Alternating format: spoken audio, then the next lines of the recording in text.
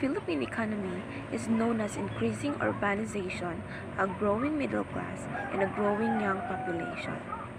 Philippine population as of 2020 is 109.6 million, which is ages 0 to 14 years old is 32.42%, ages 15 to 64 years old, which is 62.72%, and 65 over is 4.86%. Poverty increasing due to increase of population. Inflation is another problem for labor or workers in the country. The higher the inflation is to become, the bigger the workers' money would spend. Income inequality is the root problem of inflation in the Philippines. Income distribution in the Philippines is highly uneven and poverty rates are higher than in other Asian countries. In addition, although the poverty rate has declined over time, the rate of decline has been lower than in other countries, and income inequality has been persistent. It clearly states that even the poverty rate decreases, the income inequality has been persistent.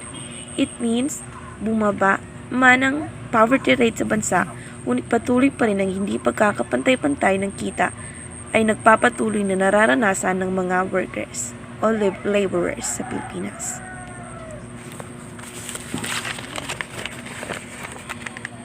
In Philippine industry, the major industries of the Philippines include manufacturing and agribusiness. Within manufacturing and mining and mineral processing, pharmaceutical, shipbuilding, electronics, and semiconductors are the focus areas. The Philippines is one of the attractive pharmaceutical markets in the Asia-Pacific region. Philippine technology. The higher the usage of social media and mobile devices, the country is behind in ICT infrastructure investment. Although the Philippines is not the world's least technologically advanced country, it is far from leading. It ranks 83rd out of 138 countries in terms of technological readiness, according to the Department of Science and Technology, DOST. In internet connectivity, our average speed is 2.8 Mbps, which is slow and unreliable internet connectivity in the Philippines. Slow connectivity is a major technical issue here in the country, which can dampen the motivation to take advantage of learning that usually used nowadays when pandemic occurs. Connectivity to internet hinder some institutions, even schools, to spread and disseminate learning, online learning and online modules, and also online presentation due to slower connectivity. Kapag mahina ang connection,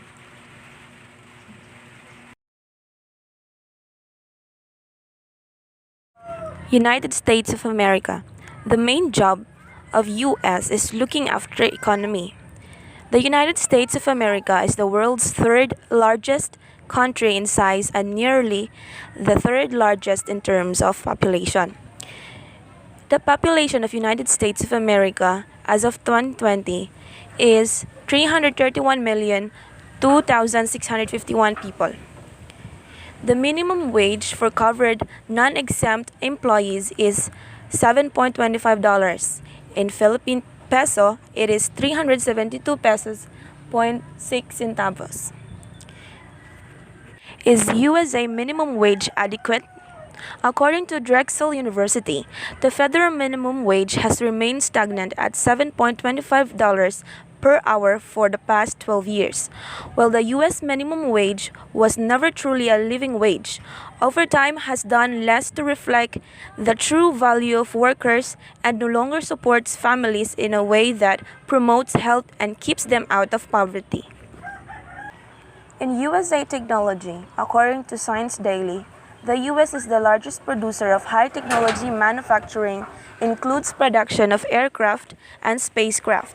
semiconductors, computer, pharmaceuticals, and measuring and control instruments. Technology invention of USA are television, computer, internet, telephone, robotics, iPhone, and many more. As I conclude in my presentation, USA is a highly improved, improvised, globalized, technologicalized country.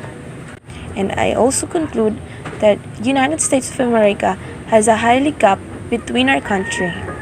Examples: minimum wage of United States of America per hour is $7.25, and the currency here in Philippine peso for $7.25 is 372 pesos.